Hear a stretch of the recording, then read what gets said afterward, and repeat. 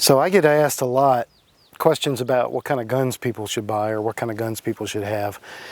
One of the questions that people will phrase in different ways is, you know, if I could just have one gun, what should it be? Or what's the one gun you would recommend I buy? Or those types of things. And usually I try to answer that question, but I usually end up asking more questions to find out more about that person and what they're looking for, what their needs are. So that's a tough question to answer under almost any circumstances. However, if you were to ask me, among all of the guns that I own, what's one gun that you think I just should have in my collection, in my safe, I would probably tell you the Ruger SR22.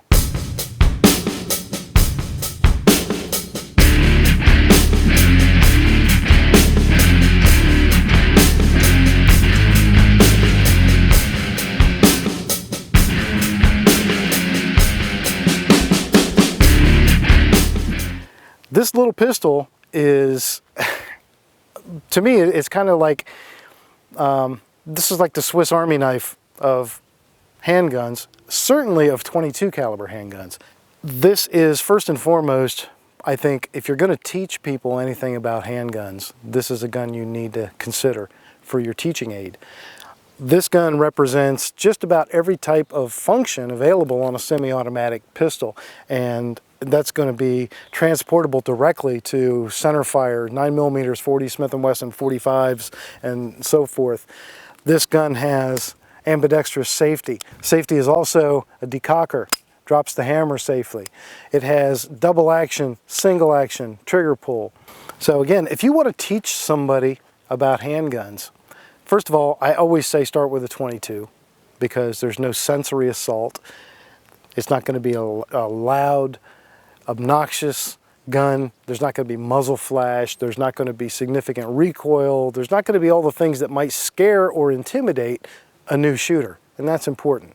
Remember, if you're teaching somebody about shooting, you're not trying to teach them how cool you are, or you shouldn't be. You should be teaching them about what a great experience shooting is.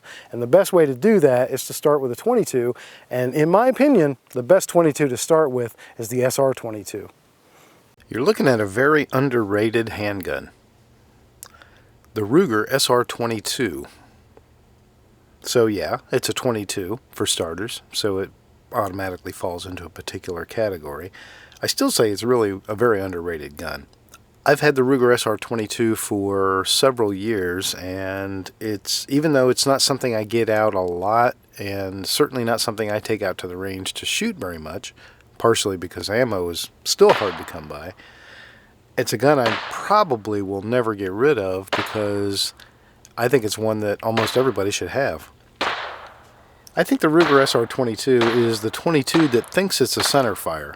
At least I think that when the folks at Ruger designed this gun, that was kind of their approach. Yeah, it takes design cues from some other successful platforms that have come before it, but, you know, Ruger, as it always does, kind of puts its own touch on everything. Okay, general specifications of the Ruger SR22 that you see in front of you. It's available in several different configurations and models, but the one you see in front of you is double action, single action, 22 long rifle, which they all are. It's a polymer frame with an aluminum slide. The aluminum slide is a black anodized finish. Comes with two 10-round magazines. It is a box-style magazine.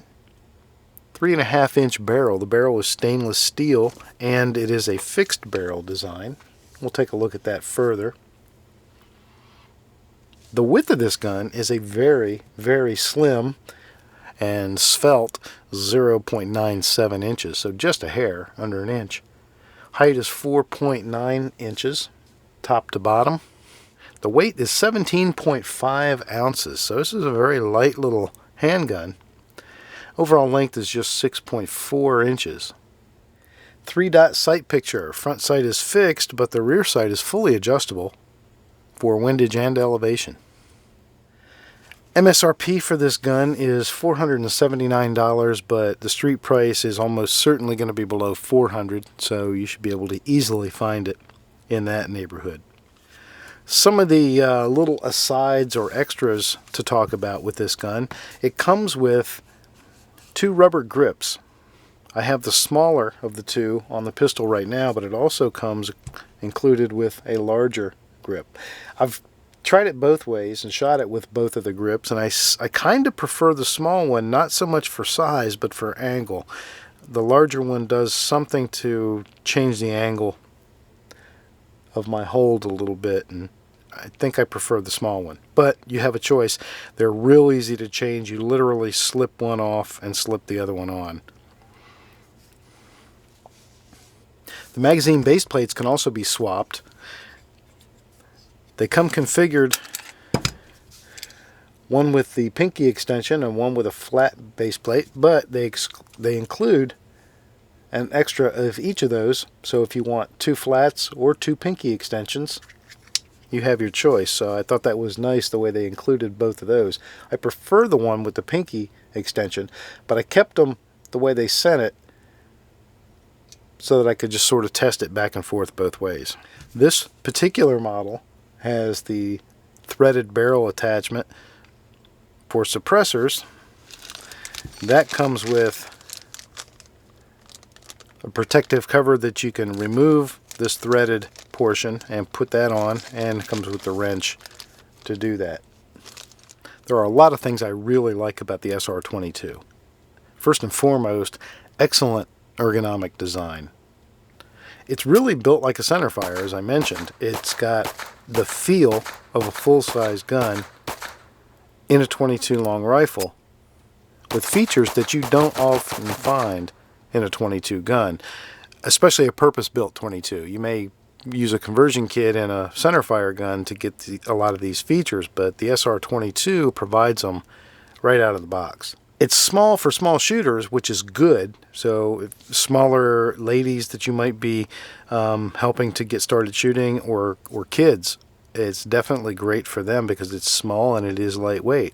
But at the same time, the larger grip sleeve is great for larger hands, and it will still accommodate full-size hands and shooters very comfortably.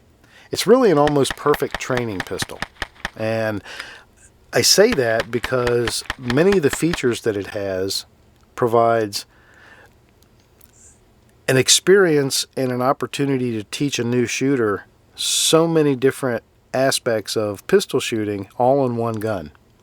.22, first of all, I always recommend a .22 long rifle as the very first gun that somebody should shoot because it provides minimum sensory assault to new shooters, and it makes it good experience for them, which is extremely important. Allows the new shooter to be focused on the shooting fundamentals rather than trying to learn how to deal with the intimidation of muzzle blast and recoil and all of that kind of stuff, and the incredible loud noise.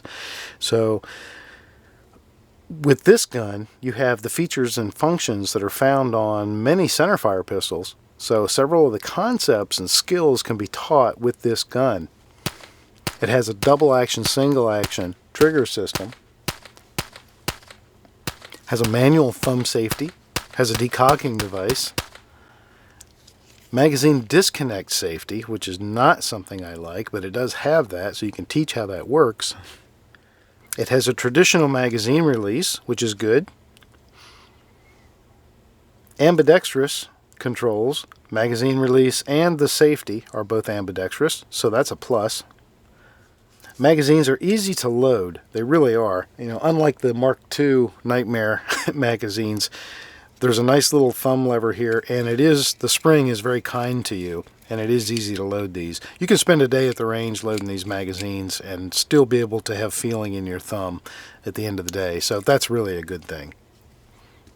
The sights are pretty good. They can be fully adjusted for windage and elevation, but it's a pretty good sight picture. And also, again, in the spirit of a training aid, 3-dot combat sights have kind of become the norm on most pistols, so this gets that new shooter used to seeing that type of sight picture. The pistol is small enough and light enough that even with a .22 long rifle, it does provide you a little bit of feedback. You do feel the shot, but without all that kick. So again, that's a good thing. It lets that new shooter get the feeling of shooting and a little bit of the sensation of shooting without the assault on their senses.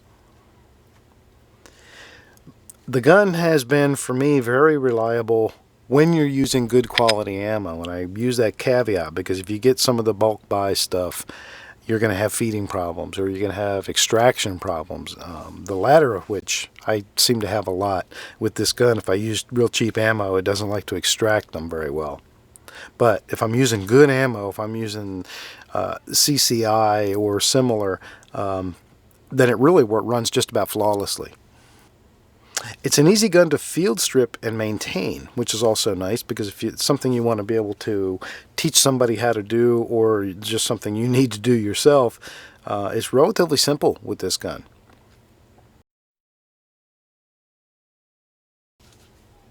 Some of the things I don't like so much, and it's actually a pretty short list, but the cons or the things I don't like as much about the SR22 are, the first and foremost is the magazine disconnect safety.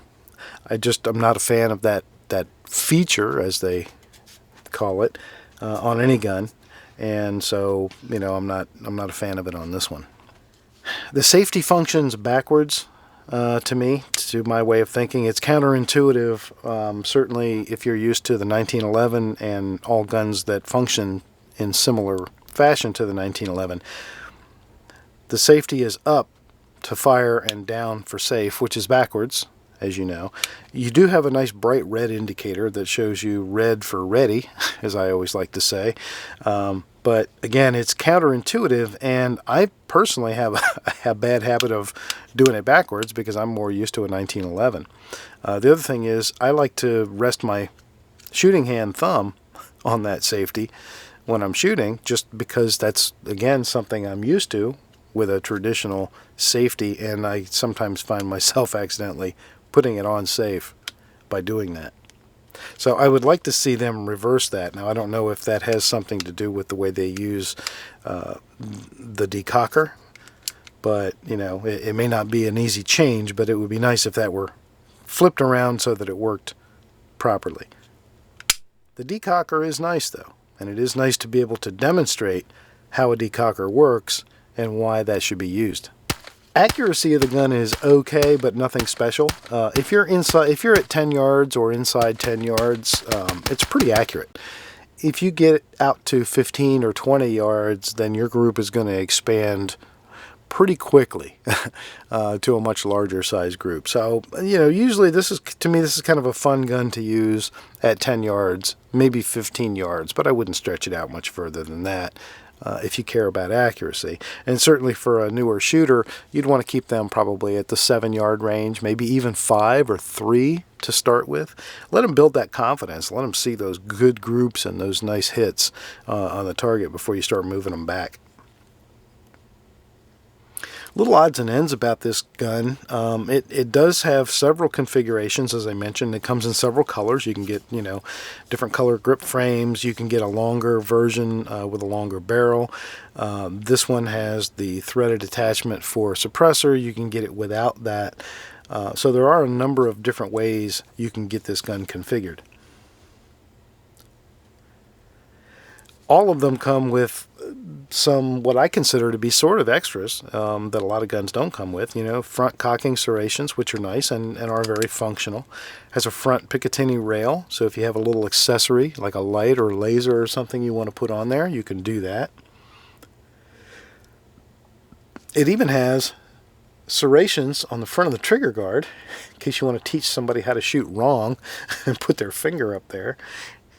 But overall, I think, one of the nicest features about it is just it's lightweight and extremely good ergonomics and very familiar, or what should hopefully become very familiar, function and form. Again, to me, makes this really the ideal starting trainer pistol for new shooters.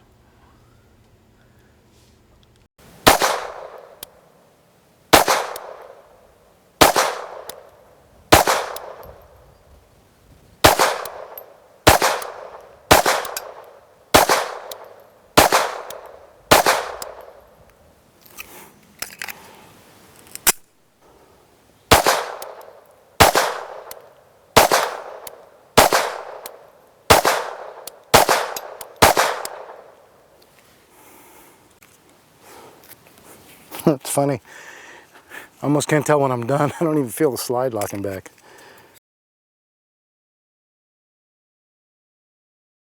Okay, here's a quick look at how the safety works on the SR22. Right now it's in the safe position, which is backward to me, but it is what it is. And down is safe, up is fire. So when you flip it up, you can see a lot of red paint underneath. And that's on both sides. It is an ambidextrous control. I always like to say red for ready. That way you know it's ready to shoot. And when you cover that up, it's on safe. Now the way this safety works is it gives you a completely dead trigger. Basically the trigger just goes limp when the safety is on. So rather than be a physical block that's just not allowing the trigger to be pulled, it disconnects the linkage in the trigger completely. The other aspect about the safety is that it is a hammer drop safety. So if the pistol is cocked, let's say you've shot half the rounds in a magazine and you want to stop firing, then you can simply use the safety to safely drop the hammer until you're ready to shoot again. The other good thing about that is that with a rimfire, you don't want to really drop the hammer on an empty chamber. So if you unload the gun and the hammer is still back, that gives you a nice safe way to drop the hammer without hurting the pistol as well. Now the other safety in this pistol is one I don't care for. And you can see that right now I have the gun in fire. I have the hammer cocked, but I still have a dead limp trigger, and that is because there's no magazine in the gun. Your opinion might be different and you're welcome to it, but I do not like a magazine disconnect safety. So if I were to put the magazine in this gun, then now I would be able to drop the hammer. I'm not going to do that because I don't like to dry fire 22 pistol, but so even if I go now to double action mode, you can see I've got tension. My trigger pull is working the hammer with the magazine in there. Without the magazine, nothing. So I don't care for those. You may like them. It doesn't matter which way we like it. This is how it is.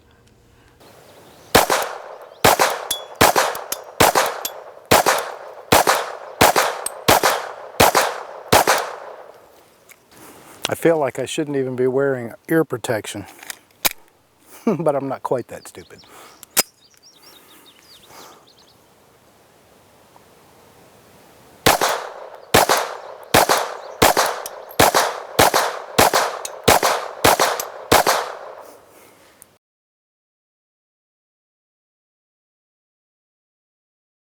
Changing the grip sleeve on the SR22, it couldn't be easier, really. You really just get a firm grip on the handgun and pull the old grip off like that. It takes a little bit of work because you've got a little button here on either side and a little detent on the inside that's going to latch that in place or catch it.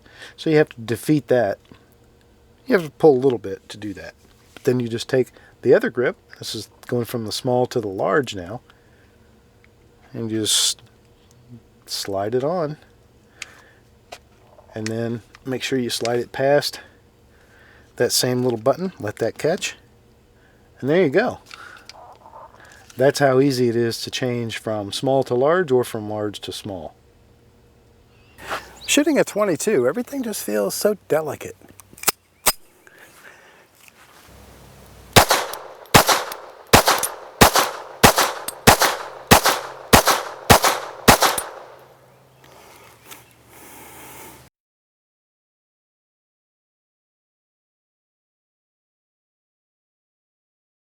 Doing a routine field strip for maintenance or cleaning of the SR22 is pretty easy, especially for 22s, which can be fairly complex. There is one extra step required, though, if you do have the threaded attachment. So I'll show you that, and then I'll show you the whole process. So basically, you need to take your wrench that is provided with the gun, and you do need to remove the threaded attachment.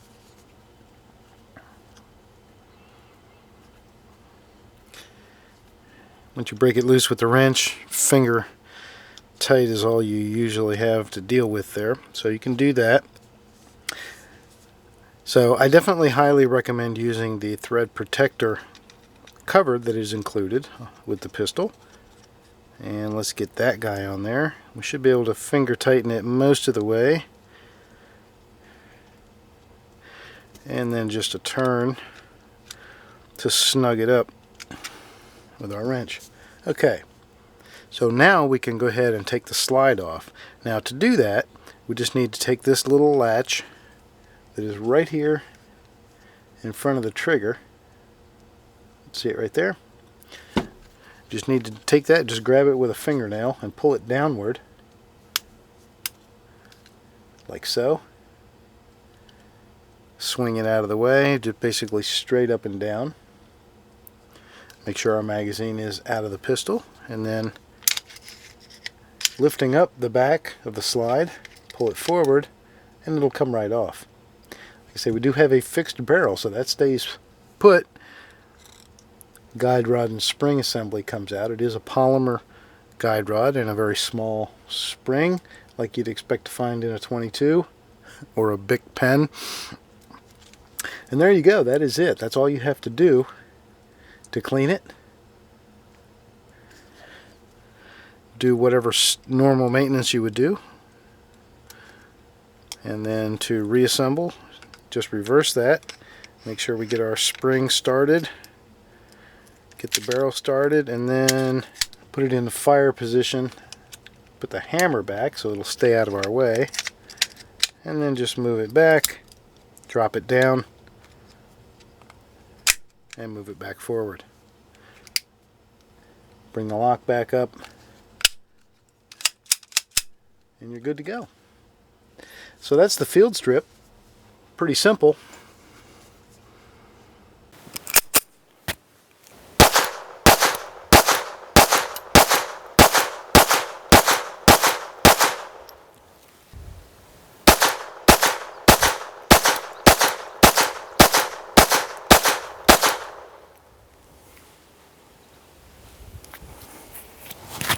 Pretty impressive, huh? It ought to be. I'm only at 4 yards. So from only 4 yards away from the target, yeah, you should be able to keep them in a pretty much in a 1-inch square.